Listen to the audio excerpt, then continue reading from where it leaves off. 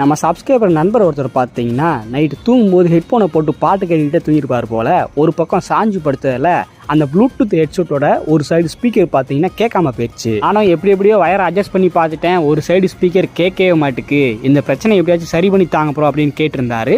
நாமளும் அதை வாங்கி ஓப்பன் பண்ணி பார்த்தோம்னா அந்த ஒன் சைடு ஸ்பீக்கருக்கு போகிற வயர் கனெக்ஷனே மொத்தமாக வந்து போய் கிடக்கு.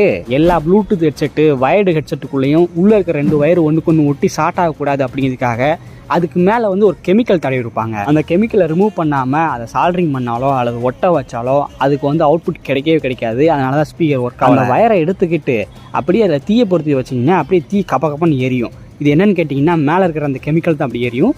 ஸோ எரிஞ்சு முடிச்சதுக்கப்புறம் பார்த்தீங்கன்னா உள்ளே இருக்கிற காப்பர் கம்பி தெரிய ஆரம்பிச்சிடும். அதுக்கப்புறம் நீங்கள் இதை சால்ட்ரிங் பண்ணீங்க அல்லது ஒட்ட வச்சிங்க அப்படின்னா அந்த கனெக்ஷன் வந்து டேரெக்டாக ஸ்பீக்கருக்கு போயிட்டு அப்புறம் ஸ்பீக்கர் ஒர்க் ஆக ஆரம்பிச்சிடும். இந்த மெத்தடை ஃபாலோ பண்ணி கடைசியாக நம்ம சப்ஸ்கிரைபர் நண்பரோட ஹெட்ஃபோன் பார்த்தீங்கன்னா இப்போ நல்லபடியாக ஒர்க் ஆகி